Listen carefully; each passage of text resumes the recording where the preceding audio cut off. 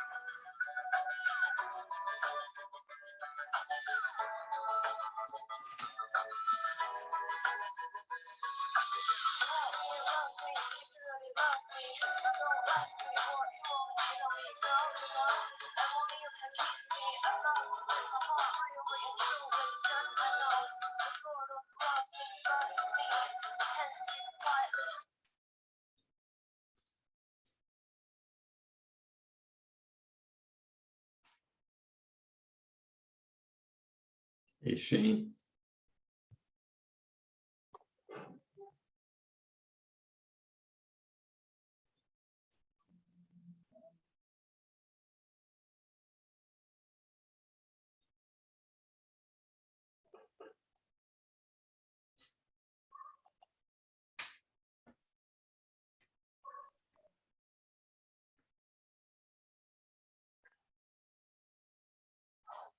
Deixei.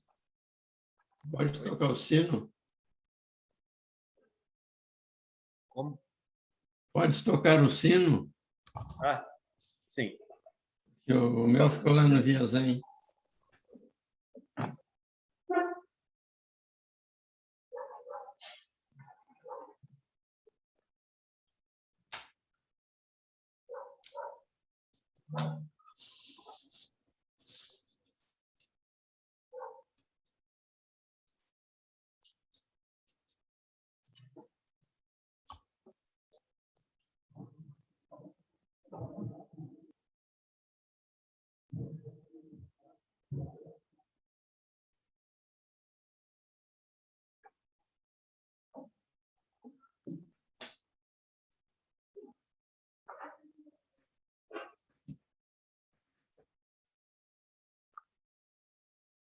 Trinta minutos.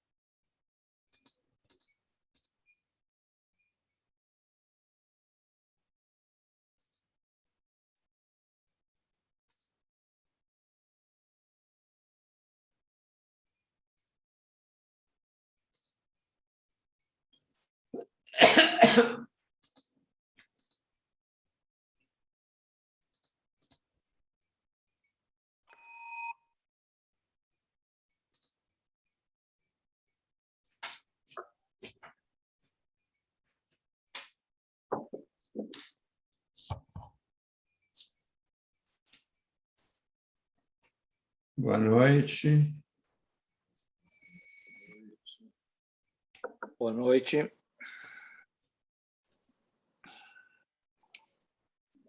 Boa noite, boa noite. Noite. Fique com as mãos encaixou. O Dharma incomparavelmente profundo e infinitamente sutil é raramente encontrado mesmo em centenas de milhões de anos. Agora podemos vê-lo, ouvi-lo e compreendê-lo. Que possamos completamente clarificar o verdadeiro significado dos ensinamentos do Tathagata. O Dharma, incomparavelmente profundo e infinitamente sutil, é raramente encontrado mesmo em centenas de milhões de anos. Agora podemos vê-lo, ouvi-lo e compreendê-lo. Que possamos completamente clarificar o verdadeiro significado dos ensinamentos do Tathagata. O Dharma, incomparavelmente profundo e infinitamente sutil, é raramente encontrado mesmo em centenas de milhões de anos. Agora podemos vê-lo, ouvi-lo e compreendê-lo.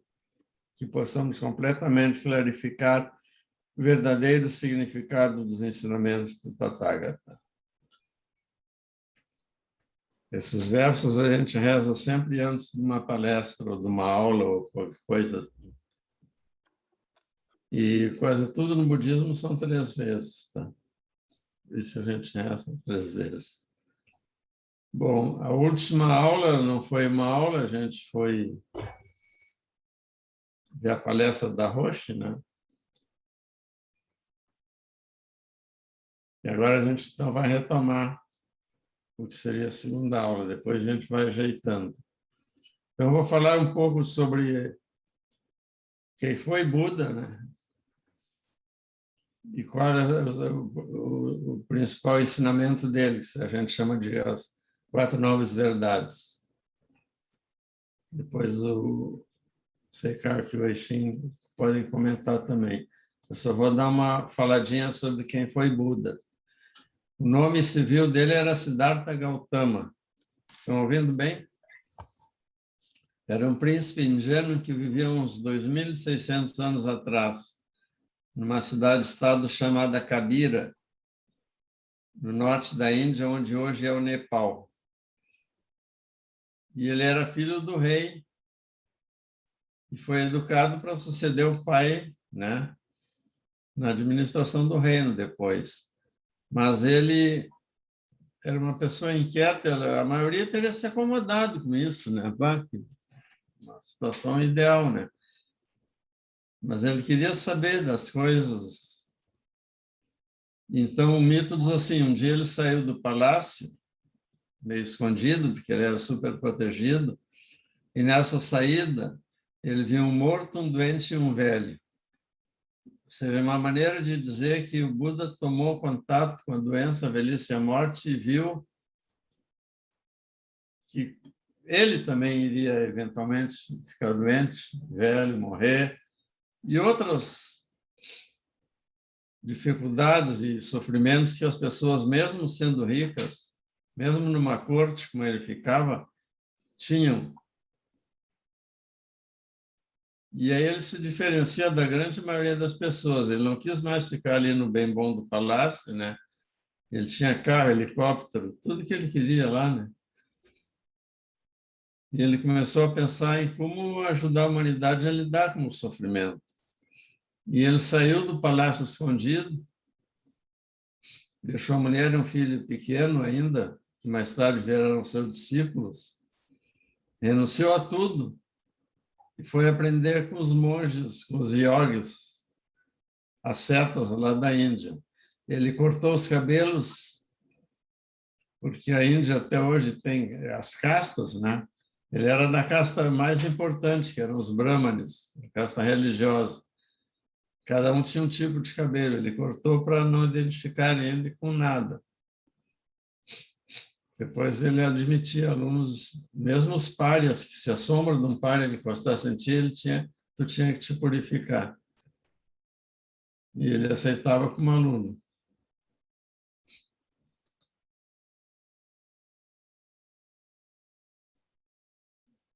E ele foi... Tem que ver que antigamente esse casamento que a gente tem hoje em dia, romântico, tem uns 200 anos. Naquela época, os casamentos eram arranjados. Então, não era tão assim ele largar a mulher e os filhos. Mas ele saiu e começou a estudar com os yogis lá. E levando uma vida de extrema privação, porque eles eram ascetas, todos aqueles yogis. Andavam quase nus ou nus no meio do mato, comiam uma vez por dia, e olhe lá. E ele era muito brilhante. Muitos mestres, depois que ensinaram tudo o que sabiam, passavam para outro mais avançado. E assim o Buda foi se aperfeiçoando. Ele era realmente um Einstein lá da ciência, né? Um prodígio. Eles achavam, em geral, muitas vezes, que o corpo só atrapalhava na tentativa de conseguir o nirvana. E o Buda levou tão a sério isso que ficou um palito, né? E um dia ele estava numa estrada e desmaiou por causa da fome. E viu que não conseguia mais se levantar e que ele ia morrer ali. E que não ia ter adiantado nada, né? Todo o sacrifício dele. Aí passou uma menina chamada Sujata e ofereceu para ele uma tigela de arroz doce. Talvez fosse parecido com o nosso arroz de leite, que a gente conhece aqui. Ele aceitou, comeu, conseguiu se levantar e viu assim que ele ia terminar a busca ali se a guria não socorresse ele. E então ele descobriu assim que uma vida de prazeres, uma vida, né, como as pessoas em geral querem ter, não adianta para eliminar o sofrimento, mas que o excesso de pobreza, de ascetismo, também não adiantaria nada, porque ele não estava chegando em lugar nenhum. Sem o corpo, ele não ia chegar a lugar nenhum, que não era a realidade, que o corpo só atrapalhava. Que não havia um mundo espiritual sem matéria. E ele se propôs a seguir o caminho do meio entre esses dois. E resolveu que ia ficar meditando sem pausa até atingir essa paz de espírito que ele procurava. E se sentou embaixo de uma árvore bode, que tem uma igual aqui na Santa Casa. Não é herdeira daquela, porque até hoje dizem que tem herdeiras daquela árvore em alguns lugares do mundo. Se alguém quiser ali na pracinha que tem na frente da Santa Casa, tem uma árvore bode lá, pode pegar uma folhinha para mastigar, mas não vai se iluminar. Não, mastigar é a de coca. Essa aí é só para pôr no livro ali. Bom, então o Buda sentou e no 7º dia, quando ele veio, surgiu a estrela da manhã, ele atingiu o estado que a gente chama corriqueiramente de iluminação. No Zen a gente fala em despertar, né? Ele disse algo parecido com: nesse momento, eu, a grande terra e todos os seres nos tornamos o caminho iluminado. A gente celebra esse dia cada dia 8 de dezembro. Nota que ele disse ele e todos os seres ao mesmo tempo. Isso é muito importante. Eu não posso... Só o dedo mindinho meu não pode se iluminar. Só uma pessoa, todos se iluminam juntos. Isso a gente vai ver ao longo do curso, é bem mais complicado, né? A grande terra é todos os seres, não todas as pessoas, todos os seres. E a partir daí ele saiu a pregar.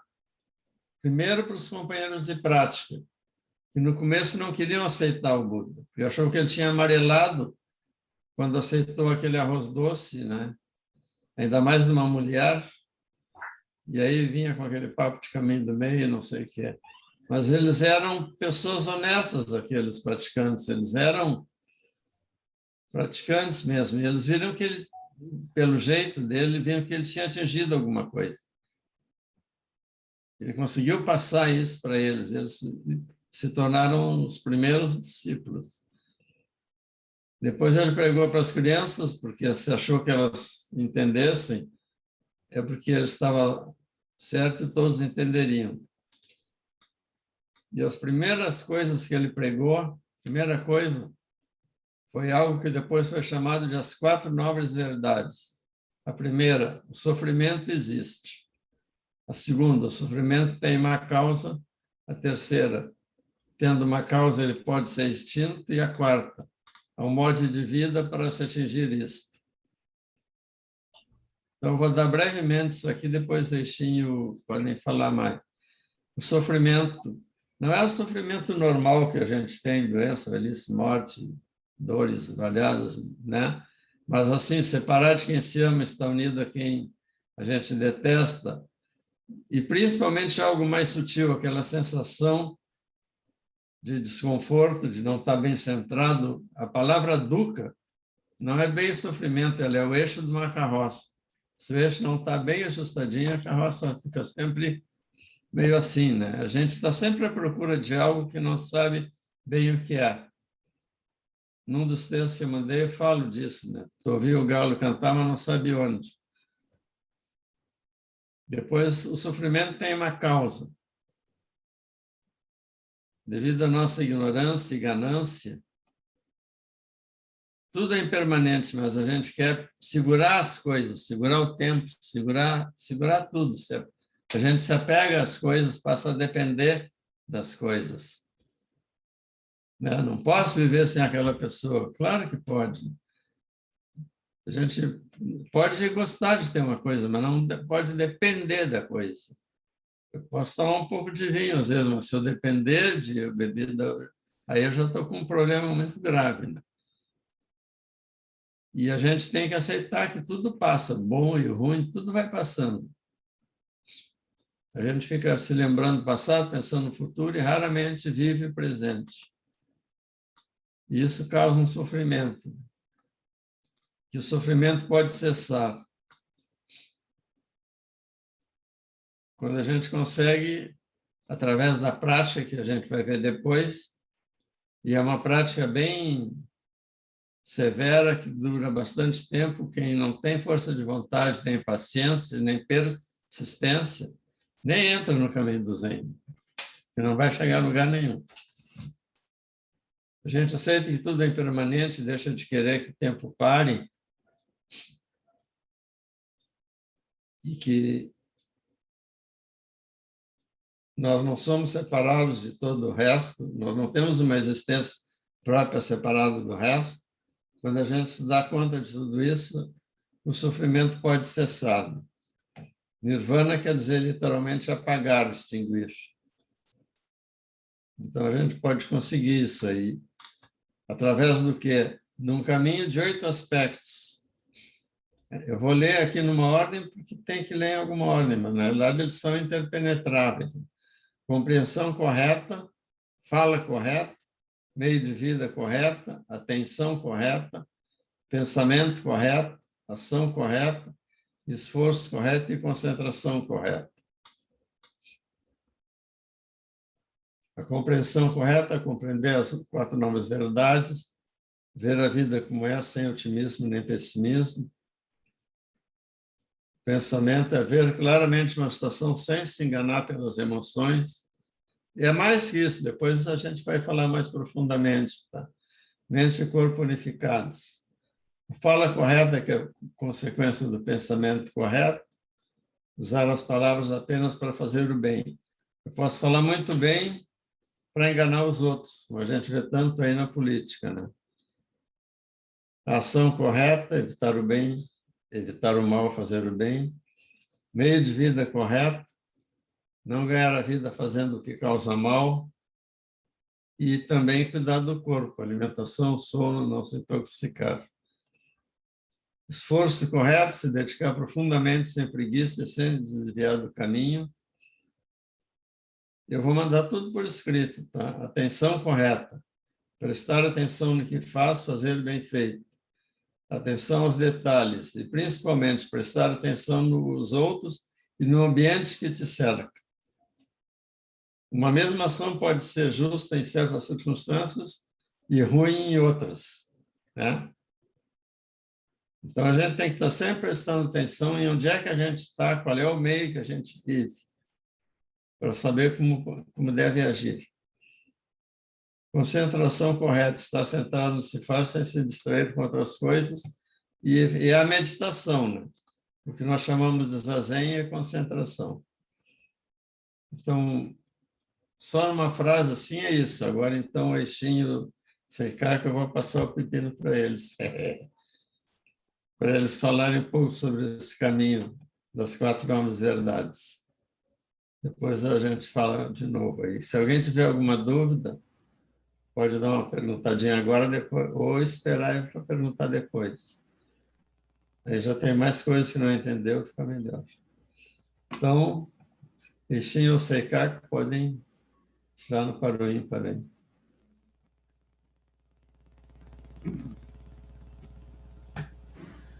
Boa tarde. Então, boa tarde, não, boa noite.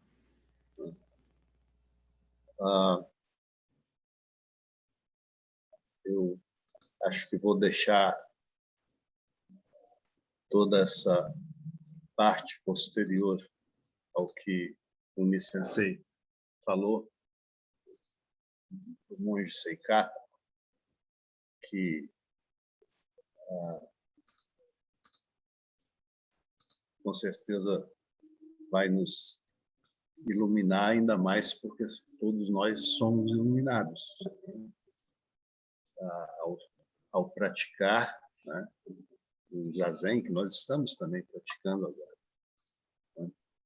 Mas o que eu gostaria de tratar hoje é algo muito simples e que é extraído de um livro chamado Conceitos Budistas Básicos. Provavelmente o monge Seikaku até tem esse livro, porque ele tem todos os livros de budismo que eu conheço. Então, esse livro é de um especialista em filosofia indiana, um acadêmico budista conhecido, chamado Kogen Mizuno, e foi reitor da Universidade de Kumamoto, em Tóquio, e ensinou budismo, e era uma grande autoridade em textos Pali. Então, ele tem esse texto que eu acho muito interessante, sobre os fundamentos da filosofia de Shakyamuni Buda. De certa forma, é o que nós estamos falando aqui. Né? Mas eu vou começar da maneira que ele começa, falando dos 3 tesouros. E depois eu também posso disponibilizar o texto para vocês. Não há nenhum problema, porque eu não vou conseguir, de todas as formas, dar cabo de todo esse texto hoje, mas eu quero falar dos 3 tesouros. É a fé em Buda, Dharma e Sangha. Buda, Dharma e Sangha são os 3 tesouros, e essa fé nos 3 tesouros tem sido de acordo com o Kogei Mizuno, né, e de acordo com o budismo, principalmente o budismo Mahayana, característica religiosa de todo o budismo, Hinayana ou Mahayana. E através desses mais de 2.600 anos de história, né? E alguns professores ocidentais, eles argumentam que, por não haver uma divindade, o budismo de Shakyamuni Buda não é religião, mas um sistema de ética, de moralidade, de filosofia, enfim. Esses professores, no entanto, eles desconsideram a natureza religiosa da fé nos três tesouros. Tá? Então, se o budismo não fosse mais que um sistema filosófico e ético, ele não teria sobrevivido até nossos dias como fé de bilhões de pessoas. Esse é um argumento, né, bastante forte. Né? O estudo profundo da filosofia budista, que um budólogo pode fazer, por exemplo, não é o estudo de um budista. Né? Hoje, como nos tempos de Shakyamuni Buda, né, ser budista significa ter fé religiosa nos três tesouros, ser budista. Né? Eu me refugio em Gautama, o honrado do mundo, no Dharma, a lei verdadeira, e na Sangha, que é a comunidade. Antigamente era a ordem monástica, mas isso mudou através desses milênios. Não é? As ordens monásticas continuam existindo, mas há toda uma infusão de laicidade, de leigos, né? Como nós. Em geral, aqui nós temos o monge Seikaku, mas que tem também um contato direto, né, com leigos durante todo o seu período de ensinar, né, o budismo e a filosofia. Então, desde que eu me refugio no Buda, né, no Dharma e na Sangha, né, desse dia em diante, até o final de minha vida, eu me reconheço como uma pessoa que crê e que se refugiou nos três tesouros. A questão da fé também é algo a ser discutido num momento todo especial para isso, porque a fé, ela tem a fé, se tratando de budismo, né, ela tem uma certa diferença, né, em relação à fé judaico-cristã, a qual nós estamos mais acostumados. Né? Então, essa frase, né, eu me refugio no Buda, no Dharma e na Sangha, né, que é encontrada muitas vezes nas escrituras budistas primitivas, né, significa que, mesmo sem compreensão teórica, a pessoa que se refugia nos três tesouros é verdadeiramente budista. Né? O Kogei Mizuno ele não se aprofunda muito nessas interpretações dos três tesouros, né, que é desenvolvida pelos eruditos. Né? Mas ele cita, por exemplo, Dogen Zenji, né, do qual nós já falamos, né, que é o fundador da nossa tradição Soto Zen, né, que viveu de 1200 a 1253, né, no século XIII, no Japão. Né, ele fundou o Soto Zen e falou por budistas de todas as épocas, quando ele disse que nós nos refugiamos em Buda porque ele é o nosso grande mestre. Nós nos refugiamos no Dharma, que é a lei verdadeira, porque é como um bom remédio. E nós nos refugiamos na Sangha, porque ela é composta de excelentes amigos. Somos nós, somos excelentes amigos. E frases como essa aparecem com muita frequência nos textos de budismo primitivo. Buda merece ser reverenciado porque ele é fundador da fé, a fonte dos ensinamentos e um ser humano superior. Então, ler os sutras e estudar os ensinamentos aumenta a sua grandiosidade, né? A ciência da sua grandiosidade, né?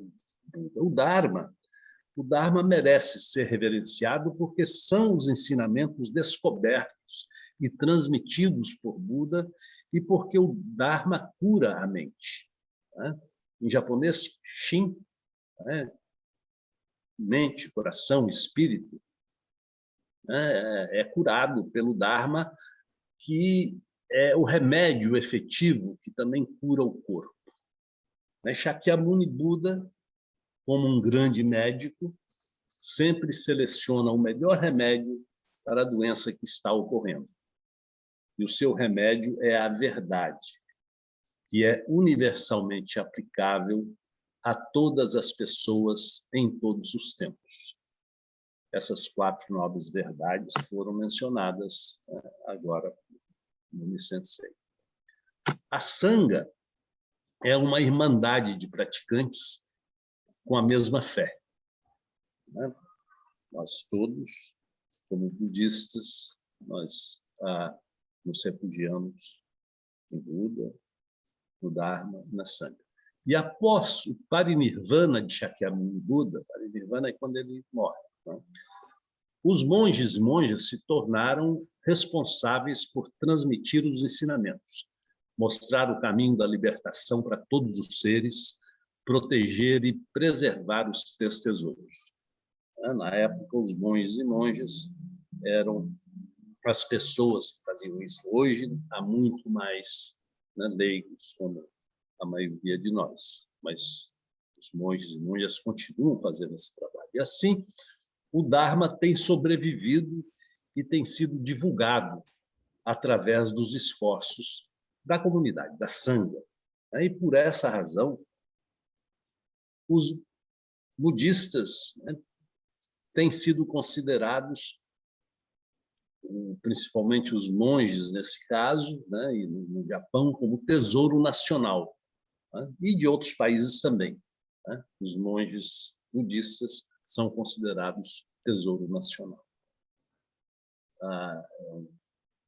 Uma maneira interessante de afirmar, né,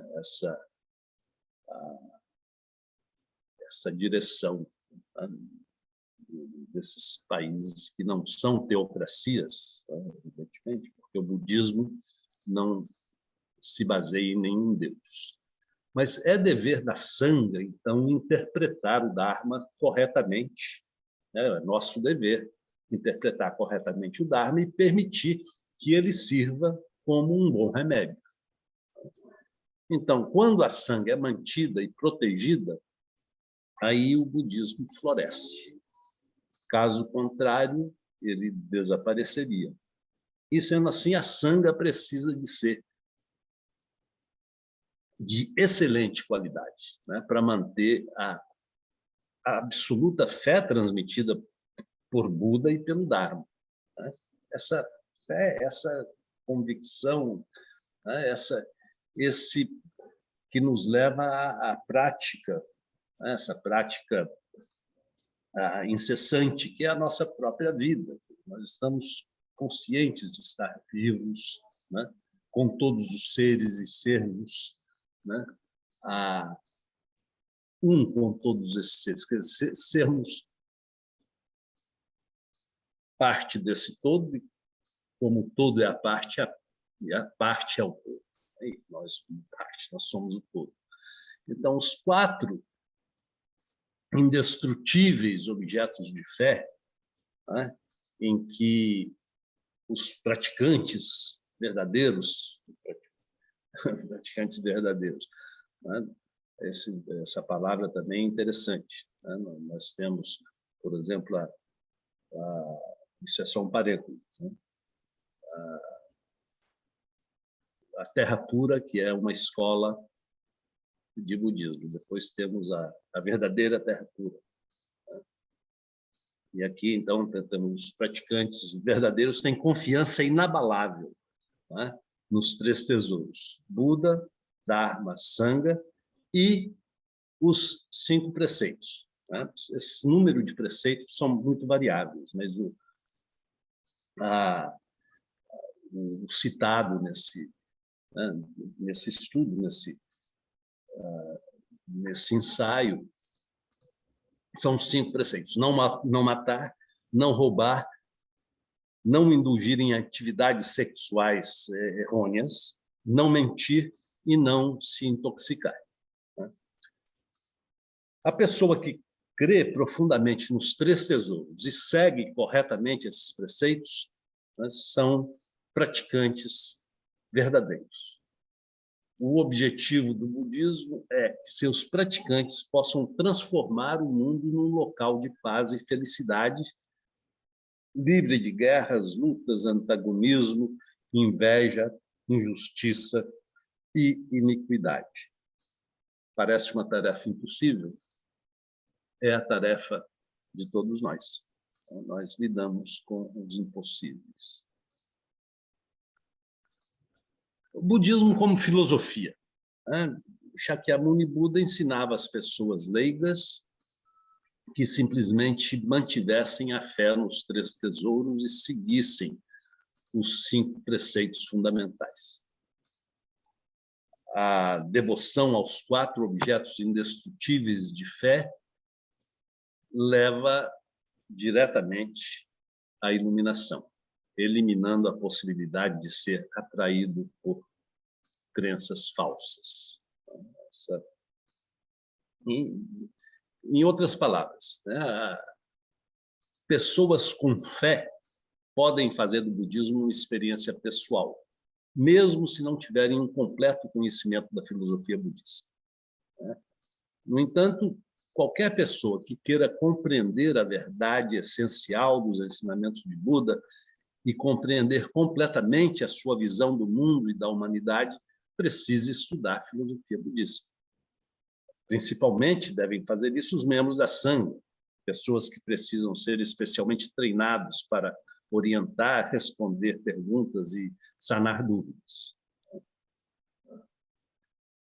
Os 3 ensinamentos são encontrados no budismo primitivo, como a explicação do Dharma e dos ensinamentos fundamentais de Buda, a lei da causalidade, né, conhecida como a lei de origem independente, originação dependente, Pratitya Samutpada, né, os selos do Dharma, né, da lei, Dharma é a lei, né, os selos, a marca do Dharma, e as 4 nobres verdades, áreas sátias, que foram mencionadas aqui hoje. Né?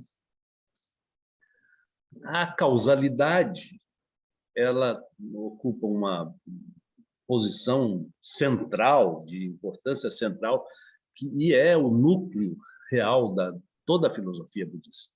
Né? A origem independente e o budismo são idênticos. Isso, a Buda disse, por exemplo, que a pessoa que compreende o Dharma compreende a origem independente. E a pessoa que compreende a originação dependente compreende o Dharma. É fundamental para a lei da originação dependente ou da origem independente as marcas, né? As marcas do Dharma, os selos do Dharma. Né? Selo é usado no sentido de um nome que garante a validade de um documento, né? E que serve como a marca de uma pessoa. Assim, os selos do Dharma são, simultaneamente, sua característica, né, e a sua prova. Qualquer teoria que se conforme a essas características é verdadeira. Qualquer teoria que deixe de fazer isso é falsa. Os 3 selos do budismo são todas as coisas são impermanentes, né? Nada tem um eu fixo, permanente, e nirvana é tranquilidade. Às vezes tem mais um, que é toda existência é sofrimento. Isso soma-se aos demais, formando, então, os 4 selos do Dharma. Há uma série de interpretações, né, sobre tudo isso, mas nós estamos apenas falando, né, muito rapidamente. Né? As 4 nobres verdades já foram mencionadas, né? Uma espécie de lei de causalidade simplificada, de acordo com esse texto, né? E são talvez os mais conhecidos ensinamentos de Buda, né? As 4 nobres verdades. A existência é sofrimento, né? Há uma causa para esse sofrimento, né? Apego, ilusão, o sofrimento pode ser eliminado, né? Nirvana, a maneira de eliminar o sofrimento, né? Seguindo o caminho dos 8 aspectos, ou o caminho óctuplo, né? A visão correta, então, tudo isso, né? Pensamento correto, fala correta, ação correta, meio de vida correto, né? Esforço correto, atenção correta, concentração correta, enfim, como também Muni Sensei explicou, né? Essa ordem ela é interpenetrável entre, né, todas elas. E desde que falando de rodar a roda do Dharma, né? Se diz que Shakyamuni Buda girou a roda do Dharma pela primeira vez no Parque dos Cérvulos, né? Perto da cidade de Benares, né? E quando ele ensinou os 5 ascetas, as 4 nobres verdades e o caminho óctuplo, o caminho de 8 aspectos. Essa foi o que se considera girar, né, a roda do Dharma pela primeira vez. E desde que a lei de originação dependente, as 4 nobres verdades e os selos da lei, né, os ensinamentos fundamentais do budismo primitivo, são essencialmente os mesmos, né? Teoricamente, então, seria possível cobrir todos eles ao explicar apenas um deles, né? Mas, a fim de uma maior clareza, né, então, é comum tratar separadamente, né, cada um desses aspectos, né, embora de maneira relacionada, né? Bom, aí, então, nós podemos entrar, né, em tudo isso mais profundamente, mas o que eu quero trazer aqui é apenas essa visão, né, muito ampla e rápida, né, dar enfim, uma fotografia rápida do que se trata esse fundamento esse conhecimento básico do budismo, que vem desde o budismo primitivo até hoje. Eu vou encerrar aqui para dar um pouco de tempo ao monge Seikaku, que sempre nos traz coisas muito importantes para a nossa reflexão.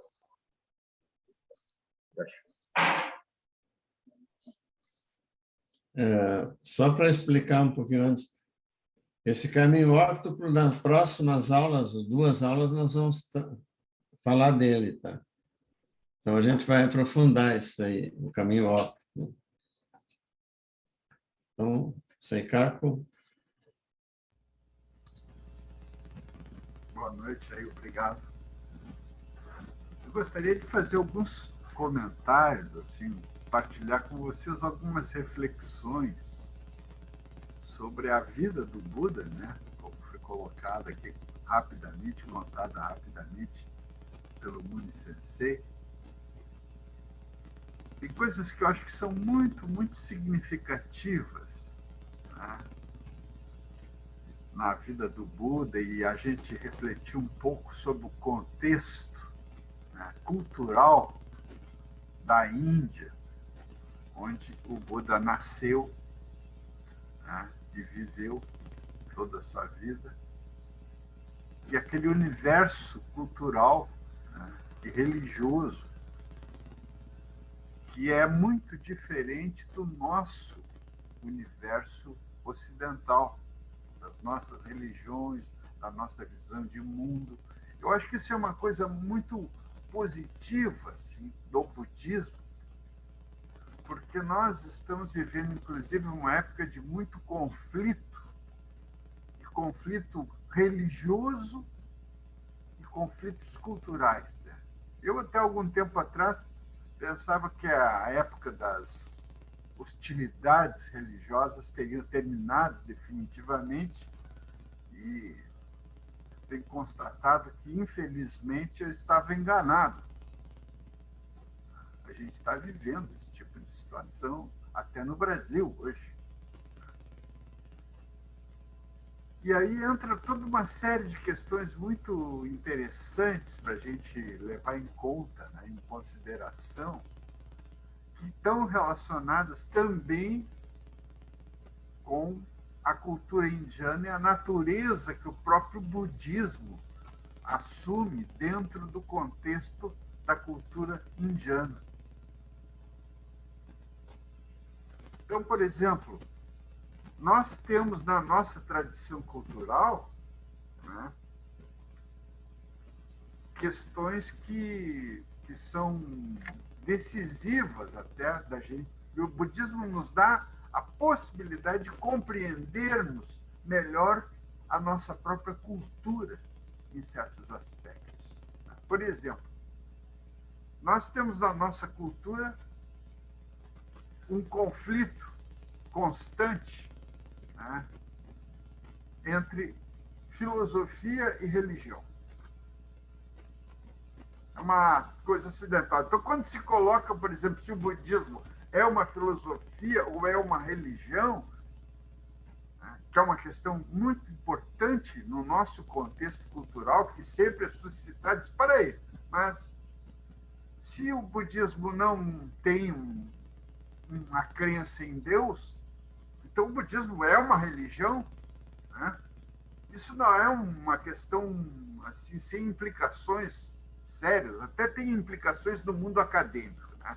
Por exemplo, o professor Joaquim Monteiro, que deu aulas lá na Universidade Federal da Paraíba, no Departamento de Ciências da Religião,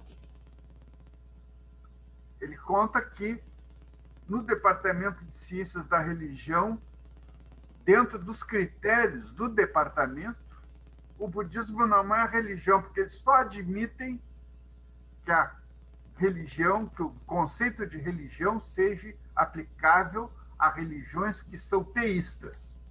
Como o budismo não é uma religião teísta, lá na Universidade Federal da Paraíba, ele é aceito, se estuda, o próprio Monteiro trabalhou lá, mas não está dentro bem daquela formatação institucional, né, do estudo do budismo na universidade. Isso é interessante, né? Então, o budismo, eu tenho passado boa parte da minha vida fascinado assim, com o estudo dessas questões, né? Porque elas dão uma oportunidade da gente descobrir que a nossa maneira de pensar aqui, como europeus, ocidentais, brasileiros, gaúchos, porto-alegrenses, e no meu caso aqui até da Cidade Baixa e do Bonfim, né, que são bairros aqui de Porto Alegre, onde eu tenho vivido a maior parte da minha vida, são coisas relativas, né? São coisas relativas. Mas nós vivemos numa cultura que acredita que o relativo é absoluto. E isso está dando um problema. Nós estamos destruindo, talvez, o planeta por causa dessas crenças erradas na perspectiva do budismo. Então, por exemplo, o budismo não admite, não aceita e não tem nenhum problema com a ciência. Que lá na própria Índia, nas origens do budismo, não existe esse conflito entre racionalidade e religiosidade que marca a nossa cultura ocidental e europeia. Isso é uma coisa que eu acho que é muito importante e é uma das razões que eu sou budista. Posso dizer aqui para vocês. Não tenho. Aquela história, eu sou ateu graças a Deus. Né? O budismo não tem uma necessidade, vamos dizer assim, de colocar a crença em Deus, mas também não exclui a crença em Deus. Né? Porque nós somos assim, ou é branco ou é preto. Né? É tudo ou nada. Né? Não tem cinza, não tem um meio termo. Né? E o budismo é uma concepção do mundo que está sempre procurando equilíbrio nessas oposições. Né? Então, a gente estudando o budismo, a gente vai se dando conta de uma série de aspectos que são muito importantes. Por exemplo, eu fui professor de filosofia grande parte da minha vida e eu comecei a estudar budismo também, até antes de começar a estudar filosofia. E eu acho assim que o budismo não é bem filosofia no sentido que a gente entende, também não é bem religião no sentido que a gente entende. E para a gente entender o budismo, nós temos que mudar a nossa maneira de pensar o que é a religião e o que é a filosofia, porque senão nós não vamos ser capazes de entender o budismo. Vocês vejam que coisa interessante isso? Quer dizer, o budismo nos dá uma outra perspectiva que eu acho fascinante mesmo. Né? Eu acho uma verdadeira assim, oportunidade maravilhosa a gente poder compreender uma doutrina que é tão notável, tão extraordinária e tão rica e que resolveu uma série de problemas que nós temos hoje na nossa cultura, porque não enveredou pelo mesmo caminho que nós seguimos. Então, eu acho que isso é um aspecto muito interessante. Outro aspecto também que eu acho importante, vocês vão aqui, por favor, Muni, me chama a atenção aí do tempo, que às vezes eu me perco no tempo também, tá? Por favor, aí tu me chama a atenção, me lembra. Um outro aspecto que eu acho assim muito importante, muito interessante no budismo, é que essa é a questão de outra maneira de pensar essas questões todas que renova a nossa maneira de pensar. Né? É muito rico. E um aspecto que eu queria falar para vocês é outro aspecto, por exemplo, de Buda. A figura do Buda. O Buda nunca pretendeu ser um deus ou ser uma pessoa divina, um cara assim, sabe, fora da casinha, assim, fora da coisa. Ele sempre quis ser um homem. Simplesmente eu sou um ser humano. E se eu sou um ser humano e conseguir entender as coisas dessa maneira que me tornaram uma pessoa feliz e realizada, como um ser humano, sem apelar para nada fora da condição humana, então é sinal que as outras pessoas também, que são seres humanos como eu, podem entender e podem experienciar o que eu experienciei e o que eu entendi. É mais ou menos esse, eu acho que o raciocínio que o Buda, né, deve ter tido. Né? Porque ele nunca advogou que ele era uma pessoa divina, ou que era um deus, como são os deuses da Índia. Né? Aliás, os deuses da Índia também são diferentes dos nossos, mas a gente, em outro momento, a gente pode conversar sobre isso. Mas eu também acho um aspecto muito importante, é o seguinte, que nós estamos acostumados a pensar numa religião que tem toda uma origem, por exemplo, os profetas do Antigo Testamento. O que são os profetas? Os profetas são pessoas que criticam os costumes, as pessoas, entende? Em nome da doutrina hebraica, judaica, né? Em nome de toda aquela cultura deles. Então, quando tem algumas coisas erradas, o profeta surge lá e começa a criticar e dizer, não, vocês estão fazendo isso, isso, isso, vocês vão ser castigados por Deus. né? Então tem toda aquela coisa, essa concepção profética. Então muitas pessoas acham, muitos autores acham que o Jesus Cristo foi também uma personalidade que surgiu dentro do contexto dessa tradição profética, né? A gente sabe muitas histórias que são típicas do profeta, que é uma pessoa muitas vezes revoltada com as pessoas, com as coisas que estão acontecendo erradas dentro da sociedade, né? Então, por exemplo, a gente sabe aquelas histórias do Jesus que chega dentro do templo e expulsa os vendilhões do templo, os vendedores que tinham as banquinhas lá, que faziam o marketingzinho deles lá dentro do templo, né, vendendo coisas. O Jesus chegou lá e botou todo mundo para a rua e fez um auê, né? Por quê? Porque ele está dentro dessa tradição cultural profética, que é uma coisa judaica e que veio para nós pelo cristianismo. Então, isso aí, por exemplo, a gente pensa muitas vezes que o Buda é Deus. Algumas pessoas pensam, não, que Buda é um ser divino, divinizado, é um Deus. Não é.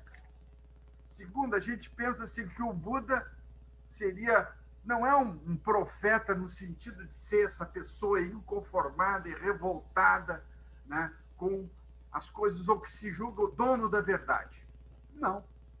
Então, o Buda foi uma pessoa que era um príncipe que chegou à conclusão que as coisas tinham uma série, a realidade tinha uma série de problemas, como o Muni colocou, né? A velhice, doença, morte, todo o sofrimento humano, tudo isso, né? O Dukkha, né? O Buda percebeu isso, mas ele não seguiu o caminho da política, gente. Isso eu acho que é muito interessante, muito significativo. Porque um dos problemas que nós temos da nossa cultura é essa mistura de religião com política, que pega e instrumentaliza a religião para a política, usa a política, a religião para se beneficiar e conseguir poder na política. Felizmente, o budismo não tem isso, né? Porque está fora desse parâmetro, fora desse paradigma, que na nossa cultura está misturado. Então, o Buda, ele sai do palácio, se ele fosse um cara que quisesse fazer o bem, assim, na política, através da política, ele ia ser rei. Ele abandona o palácio, mas ele abandona o palácio e vai procurar ajuda fora. Ele foi procurar ajuda espiritual. Ele não estava colocando em questão coisa nenhuma da cultura dele. Ele achou, olha, as respostas devem existir, devem estar disponíveis. Aí eu vou procurar os sábios e tudo, e vou procurar me esclarecer. Ele sai, encontra vários sábios, aprende tudo o que esses sábios santos tinham e chega a uma conclusão que não estava satisfeito. Então, vocês vejam que ele aceitou tudo que tinha e foi procurar. E foi procurando, mas para aí, mas eu estava pensando que tinha uma resposta aqui, eu estou chegando à conclusão que não tem. Então, isso são aspectos assim que eu acho que são muito importantes numa caracterização do budismo através da própria história, da própria biografia do Buda, que a gente deduz muitas coisas disso aí, né? Então, tem coisas assim que eu acho que para nós, assim, para vocês que estão começando a estudar o budismo, é uma questão muito importante, porque, em geral, as pessoas não falam muito dessas questões, dessas diferenças. Aí, o budismo, para nós, é uma coisa nova. Então, a gente está começando a entender certos aspectos do budismo, mas a gente está no início disso também, né? Aqui no Brasil. Mas, como estava dizendo o Muni, a gente não precisa de entender todo o budismo, a gente sente dentro do budismo, que foi o que aconteceu comigo, né? A gente toma contato com budistas, toma contato com livros e coisas, e de repente sente aquele apelo, aquela afinidade profunda, sente que o budismo tem alguma coisa nova para nos oferecer, né? Isso eu acho muito importante. Por hora, eu acho que ficamos por aí, né? Sim. Quem não se iluminou até agora, só na próxima aula. Bueno, alguma pergunta, algum comentário que queiram fazer? Sim. Por gentileza, eu gostaria de traçar um parâmetro, né, entre a verdade do sofrimento e o termo dukkha. Eu já vi várias, como é que eu posso dizer assim, traduções com relação a dukkha. E ela não vai exatamente de encontro ao que nós conhecemos aqui no Ocidente como sofrimento. Essa seria a minha dúvida. Eu posso te responder essa questão, porque essa mesma questão eu já fiz um dia também, né? E é interessante porque tem autores, assim, eruditos budistas, né? Que hoje em dia dizem o seguinte, que, olha, está dando muita confusão na compreensão do budismo aqui por nós ocidentais, por causa das traduções que foram feitas de palavras que não têm existência na nossa cultura, com o significado que elas têm na cultura indiana e no próprio budismo, e nas diversas culturas também, através das quais o budismo foi se expandindo e foi assimilando aquelas experiências culturais diferentes, né? Por exemplo, nós aqui no Zen. O Zen, ele começou na Índia, depois passou para a China, depois foi para a Coreia, depois da Coreia foi para o Japão, né? Quer dizer, então é todo um percurso também que enriqueceu muito toda essa cultura, né, ao longo da sua trajetória por várias culturas, né? Então, autores eruditos assim importantes hoje dizem o seguinte, que dukkha é melhor usar a palavra dukkha porque não há possibilidade de traduzir exatamente o significado dessa palavra. Foi traduzido por sofrimento. Aí aí entra essa questão toda, que também faz parte da visão do budismo, mas que é uma visão também muito moderna, que hoje está sendo, vamos dizer assim, muito sentida, percebida dentro da nossa própria cultura ocidental, né? Que é essa questão da condicionalidade das coisas. Uma coisa depende da outra, essa questão que o José Fonseca estava falando anteriormente da interdependência das coisas, essa ideia da causalidade, né? Então, se traduziu dukkha por sofrimento. Qual foi a consequência dessa tradução em termos assim da nossa cultura? A pessoa lia um livro sobre budismo, mas o Buda diz que tudo na vida é sofrimento. Mas para aí, tem coisas boas na vida. O budismo está equivocado, né? É uma visão muito pessimista do mundo, né? E isso aí foi uma questão que, quando os estudiosos do budismo se deram conta disso, peraí, vamos voltar atrás. É melhor não traduzir essa palavra para línguas ocidentais e preservar ela no seu significado original, para a gente poder entender e não fazer confusão. Então, eu acho que respondi a tua pergunta. Acha que satisfez? Sim, respondeu, sim. Muito obrigado.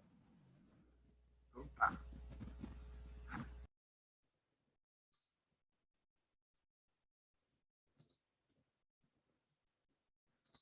Bueno. Então, até a próxima aula. Mais alguma questão? Eu tinha uma questão. Então, A gente aceita que o Buda, obviamente, atingiu a iluminação e ele conseguiu suprimir o desejo, né? Apego, desejo, que é a origem de toda a dukkha, né? Mas no budismo Mahayana, especialmente, tem essa questão da compaixão, né? Ele atingiu a iluminação e ele teve apego pela humanidade, porque ele quis levar todo mundo junto. Talvez é eu que tenha uma visão muito ocidental do fenômeno e como é que é isso, assim, que o fato dele querer ensinar para a humanidade é uma demonstração do apego dele. Não, o apego, como eu vejo, é tu depender de alguma coisa. Eu gosto da minha mulher, mas eu não posso viver sem ela. Eu não dependo dela. Eu posso beber um pouco de vinho, mas não dependo do álcool. O Buda, a natureza dele era ensinar para todo mundo o que ele tinha descoberto, né? Mas não é que ele não podia, digamos assim, viver sem isso. E ter uma necessidade, eu não considero, por exemplo, a fome um desejo. Essa é a minha visão. A fome é uma coisa do corpo da gente mesmo. Desejo já é uma outra elaboração, né? Se eu estou com fome, mas eu faço questão de querer comer camarão ou alguma coisa sofisticada, aquilo já pode ser um desejo, mas a fome em si, não, né? E a compaixão, ela não é um sentimento. A compaixão é a clara realização de que tudo é um. O Bodhisattva não, do ponto de vista do relativo, o Bodhisattva é aquele que diz: eu quero que todos se iluminem antes de mim, eu vou ensinar os outros. Né? Do ponto de vista absoluto, não existem os outros. Então, ninguém pode se iluminar antes de mim ou depois de mim. Ou é tudo junto ou é nada. Eu não posso iluminar só o meu dedo mindinho. Então, não pode iluminar só uma pessoa. Tudo é um, né? E a gente tem que saber juntar as duas coisas. Tudo é um, mas tem pessoas que não conhecem o budismo. Se elas estiverem interessadas, querem ensinar. Né? Eu não tenho interesse em que elas venham. Seria vaidade eu querer ter um monte de alunos, mas eu estou à disposição. O budismo não é que nem o cristianismo e o islamismo, católico no sentido de universal, que ele quer que todo mundo seja budista. E a gente viu quantas guerras tem isso aí, né? O budismo acha que as outras religiões também têm verdade. Lê Mestre Eckhart, por exemplo, aquele místico alemão, sobre a pobreza de espírito, que volta e meia eu falo, né? Pobre de espírito de Cristo é que nada tem, nada quer, nada sabe. Nada tem, nem mesmo qualidades, nada, nem espaço para Deus, que ele é o seu próprio espaço. Nada quer, nem mesmo seguir a vontade de Deus, que ainda tem um eu e uma vaidade. Isso podia ser do Zen, né? Abaixo de Deus tudo é vazio. Então, nós não somos a única verdade, embora o que a gente diz é verdade, não é a única verdade. Então, não tem essa ânsia de converter os outros. Eu prego o budismo, digamos assim, se a pessoa quiser vir aqui ouvir, né? Eu não vou sair atrás, eu não dependo de alunos. Não dependo de que venham aqui, porque aí eu só me sinto bem se eu tiver um monte de alunos. Não. Se o cara está estudando espiritismo e está se dando bem, ótimo. Tem a verdade dele. Então, o Buda ensinou, não no sentido imperialista de querer tomar conta de fazer todo mundo virar budista, mas no sentido de eu descobrir uma verdade que pode eliminar o sofrimento. Quem quiser me ouvir, venha cá e me ouça. Eu posso ajudar, né? Então, é um pouco diferente de apego, né?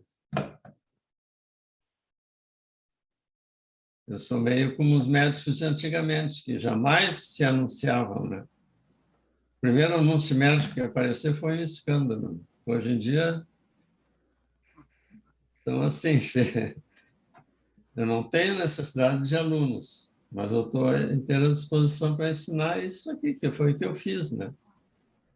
Poderia ter sido um cristão se tivesse conhecido aqueles padres do deserto, talvez, antes.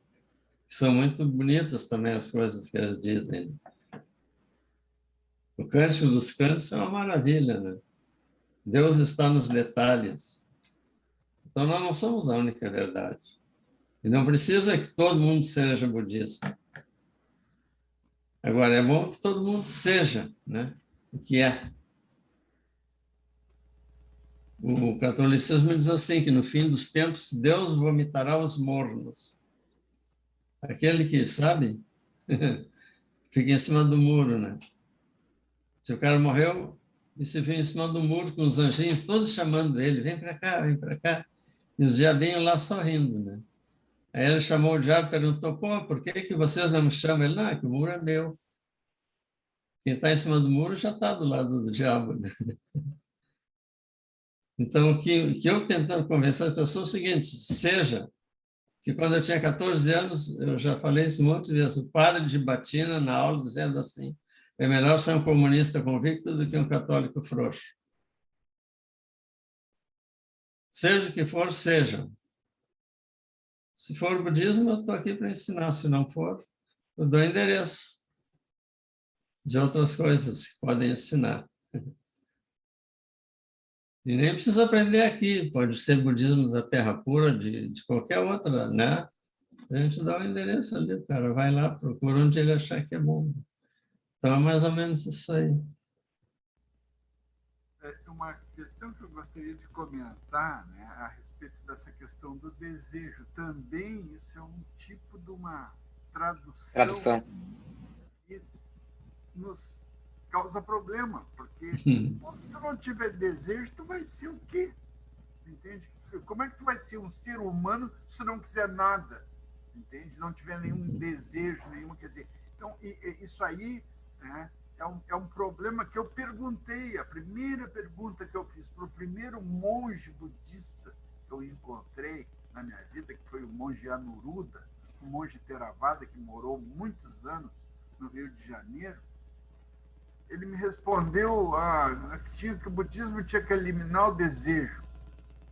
Eu confesso que eu fiquei imediatamente meio decepcionado com essa resposta, né? Como é que eu vou eliminar o desejo? Como? Se eliminar o desejo não é também um desejo, como é que tu vai sair fora disso? Então, e também é outra questão que às vezes a gente tem que ter um pouco de cuidado, às vezes, com certas maneiras de expor e de expressão do próprio budismo, né? Eu acho que essa questão das traduções é uma questão crucial. Tu vê como um monge Theravada, como era o Anuruddha, uma santa criatura que eu tive a oportunidade de conhecer, mas ele dava uma tradução em inglês para mim, porque ele não falava outra língua, desejo. Eu achei assim, olha, realmente, se for isso aí, de eliminar o desejo, eu acho, não sei, não gostei muito. Foi a primeira reação que eu tive em relação a esse tipo de resposta, que hoje eu vejo o que era. Ele estava falando em inglês e usando uma tradução inglesa, né, de um termo que é dukkha. Né? Então, porque o desejo está dentro do sofrimento. Se for um desejo bom, por que não? Né? Eu acho que se for uma coisa que beneficia os outros seres, é um desejo, por que vai proibir? Porque o sujeito, se não tiver desejo, né, talvez a pessoa seja extremamente egoísta, né, também, porque ele vai cortar toda uma série de coisas, vai ser uma pessoa até talvez autodestrutiva, se ela procurar eliminar os seus desejos, sabe, ter esse tipo de atitude. Então, mas eu achei muito boa as tuas duas questões, assim, eu achei muito boas, gostei. Isso aí são coisas que a gente que toma contato com o budismo se defronta com essas dúvidas, né? Sem dúvida. A gente não deve ter apego ao desejo, depender daquilo, né? E quanto mais eliminar, melhor. Se tu não precisa de alguma coisa, desde que tu fique numa boa, né? Mas quando tu acha que não vai ser feliz, se não, aí tu já está correndo atrás da cenourinha o tempo todo. Bueno. Ainda tem mais 8 horas para vocês se iluminarem, se acalma.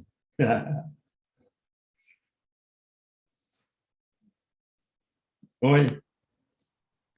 Boa noite a todos. Eu não sei se cabe agora essa pergunta, é uma dúvida em relação às escolas do budismo, né? Que você tem o Mahayana, tem o Vajrayana, tem o Theravada. Para mim é muito confuso isso. Eu já frequentei, por exemplo, o Kadampa, né, do budismo, que é Mahayana também, e é um pouco, eu não sei se cabe aqui agora, se vai explanar depois ou se em outro momento, que é algo comprido, parece também, né? Eu também não conheço muito. Eu entrei no Zen fiquei, mas o Seikaku aí conhece. Mas pode pôr no WhatsApp, qualquer coisa assim, ou indicar algum livro, né, sobre as diversas... Porque com o protestantismo, que diz que cada um interpreta a Bíblia, gerou um monte de não é seita, mas de vertentes, né? O budismo tem essa liberdade também. O catolicismo não, é o Papa que decide e acabou, né? Por isso que tem tantas assim. Agora, detalhes de quantas são, teria que procurar, né? Eu também conheço poucas. Em geral, só de nome.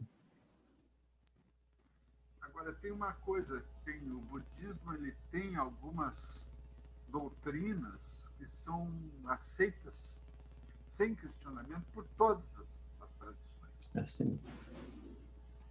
Por exemplo, a doutrina, as 4 nobres verdades, não tem ninguém que recuse isso, nenhuma das diferentes tradições aí.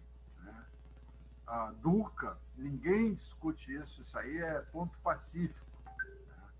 Então, de uma certa maneira, são aspectos assim que têm as discussões internas dentro do budismo, discussões filosóficas, né, e tudo, mas existe assim um consenso básico, né, das doutrinas fundamentais. A doutrina, por exemplo, que é uma das doutrinas mais difíceis da gente entender um pouquinho, digamos assim, a chamada doutrina anatta, do não eu, né? Mas é uma unanimidade. Ninguém discute. O budismo diz, olha, o eu não é bem isso que vocês pensam, né? Que vocês pensam com o eu. E o budismo diz, olha, tem uma outra maneira de pensar que vai além do eu. Em última análise, isso está todo mundo de acordo no budismo. Né? Mas as perguntas de vocês eu estou gostando muito, viu? Estou gostando muito, estou achando ótimo. A nossa turma aqui promete.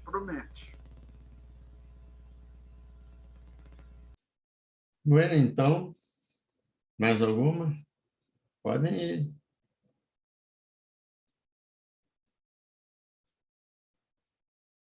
Então, vamos encerrando com a gata de encerramento.